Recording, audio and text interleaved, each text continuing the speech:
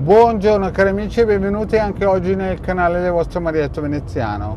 Bene, da come avete visto il titolo, oggi vi voglio raccontare quando a 20 anni il vostro Marietto ha incontrato il Sai Baba, la sua scimmietta arancione.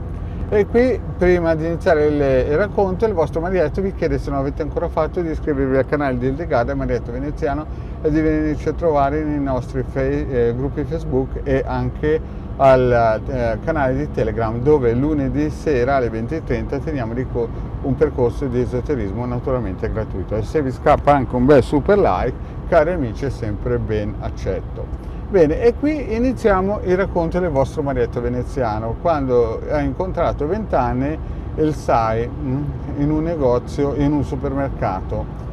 Bene, iniziamo. Il vostro Marietto, quando non sapeva cosa fare a 20 anni, si rifugiava dentro questi supermercati con le scale mobili, aveva 5 piani in una città, no? La città più grossa del posto dove abitava, e per scaldarsi saliva su per queste scale mobili. A un certo punto arriva una scala mobile e tra una scala mobile e l'altra, mentre saliva, guarda quelle strutture che tengono i libri e vede le foto vede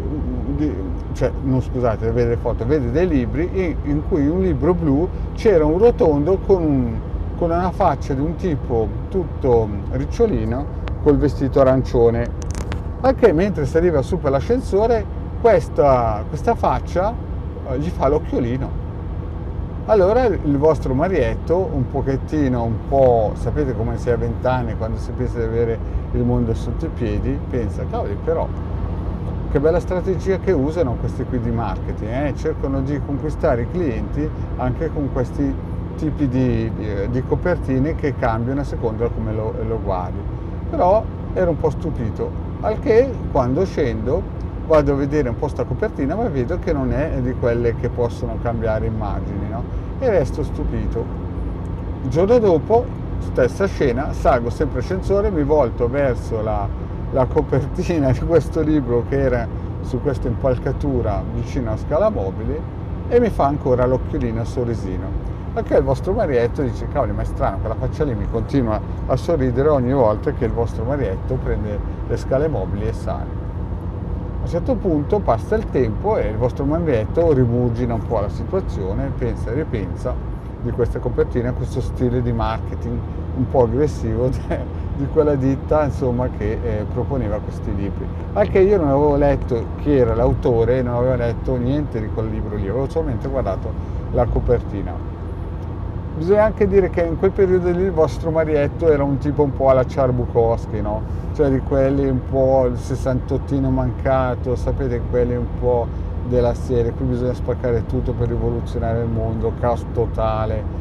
Sapete quel periodo in cui non si ha un soldo, si ha un po' la testa tra le nuvole, un po' la Che Guevara, sapete quel periodo lì, no? Potete immaginarvi quel vostro Marietto.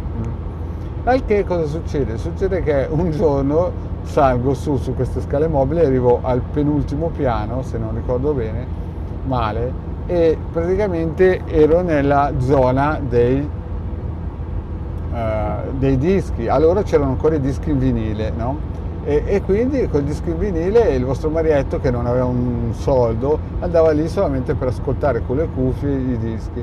A un certo punto si avvicina un tipo un po' strano, no?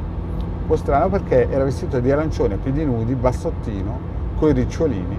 Si avvicina verso di me e io ho pensato, questo qui deve essere una star, una rock star, però un po' esibizionista, va in giro a piedi nudi, ma chissà che albergo abita? Perché io pensavo, magari è venuto a fare in città una esibizione, magari l'hanno chiamato al supermercato per poter promuovere i propri dischi. Ma io non avevo becco di un soldo ed ero un po' imbarazzato perché pensavo che mi volesse promuovere un suo disco. Allora si avvicina a me, questo bassottino vestito con questo saio arancione, ma piedi nudi. Io pensavo, però un po' esibizionista sto tizio. Si avvicina a me, mi guarda e mi dice, ma sai, tu hai l'anima. Anche il vostro Marietto, che in quel periodo lì era un po' la Charles Bukowski, sapete, quei rivoluzionari della serie Nessuno ha l'anima, si vede solo una volta, così. Io, chissà che tipo strano, chissà che albergo abita. E poi si volta e se ne va. E a un certo punto, lì naturalmente che ha visto tutta la scena, c'era il mio classico padrone di casa che mi guarda, viene verso di me, io ero un po' imbarazzato perché dico, caspita, questo qui magari conosce la rockstar, no? E io non l'ho neanche degnato di uno sguardo, nel senso ho ascoltato cosa mi diceva e l'ho lasciato andare. Mi guarda il mio padrone di casa e mi dice, ragazzo, ma a te proprio tutte le deità di questo porco mondo sono venuti giù ad aiutarti. Io ci sono rimasto male perché in quel momento lì mio padrone di casa sembrava il Padre Eterno, che mi dicesse così. Non avevo ancora capito che quel signore lì era la mia scimmietta arancione che da piccolino veniva ad aiutarmi quando loro mi davano le carezze. Bene, cari amici, questo qui è un racconto breve, una piccola breve, scusate, una pillola piccola e breve di quando il vostro marietto ha incontrato il Sai a 20 anni circa, quando era perso nell'illusione che non esistesse l'anima. Sapete, quei percorsi un po' alla Charles Bukowski. Bene, grazie cari amici di aver ascoltato anche questa piccola pillola. Il vostro marietto vi chiede, se lo avete ancora fatto, di iscrivervi al canale di Legale Marietto Veneziano e di venirci a trovare nei nostri gruppi Facebook. Grazie cari amici e alla prossima, ciao!